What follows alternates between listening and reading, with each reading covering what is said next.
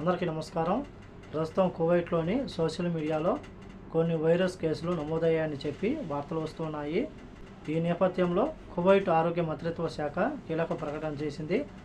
వివరాల్లోకి వెళితే 4 ప్రాణాలను బలికొన్న హాంటా వైరస్ అనే వ్యాప్తి కారణంగా అమెరికా దేశంలో భయాందోళనలు నెలకొన్న నేపథ్యంలో ఆదాన్ హాస్పిటల్లోని internal and medicine and immunology doctor Ghanem గారు స్థానిక మీడియాతో మాట్లాడుతూ ఎవరు ఆందోళన చెందవలసిన అవసరం లేదని చెప్పి కువైట్లో ఎవరు పౌరులు కానీ ప్రవాసులు కానీ ఎవరు భయపడవలసిన అవసరం లేదని చెప్పి ఆయన ధృవీకరించారు.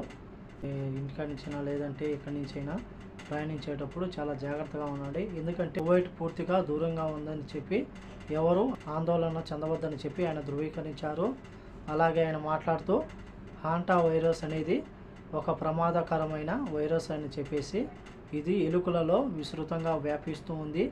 ఇది ఎలుకల మూత్ర లాలాజలం లేదా మలంతో కలుషితమైన పదార్థాలతో పరిచయం ద్వారా అడవి ఎలుకల నుంచి మానవులకు వ్యాపిస్తుంది. కాబట్టి ఇది కువైట్లో వ్యాపించే అవకాశం లేదని చెప్పేసి విదేశాల నుంచి వచ్చే ప్రయాణికుల నుంచి వ్యాపించే అవకాశం ఉంది, కానీ కువైట్లో ఈ యొక్క వైరస్ ఉండే అవకాశం లేదని చెప్పి ఆయన తెలిపారు.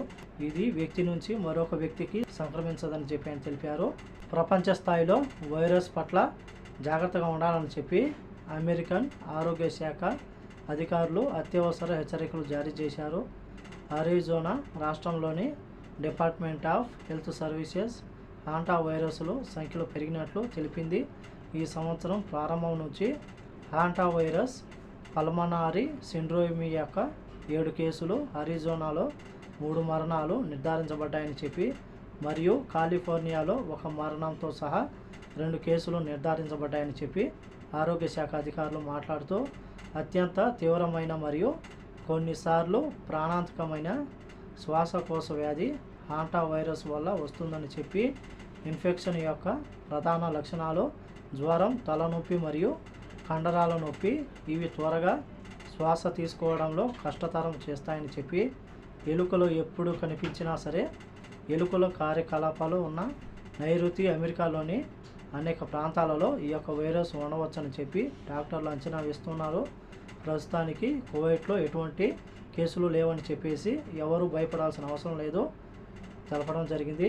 కాబట్టి ఎవరైతే విదేశాలు ప్రయాణం చేస్తూ ఉన్నా మన భారతీయులు కానీ కువైట్లోని ప్రజలు కానీ తగిన జాగ్రత్తలు తీసుకోవాలని కోరుకుంటూ ఈ వీడియో నచ్చితే లైక్ చేయండి, షేర్ చేయండి, సబ్స్క్రైబ్ చేసుకోండి. నెక్స్ట్ వీడియోలో మళ్ళీ కలుద్దాం. జై హింద్.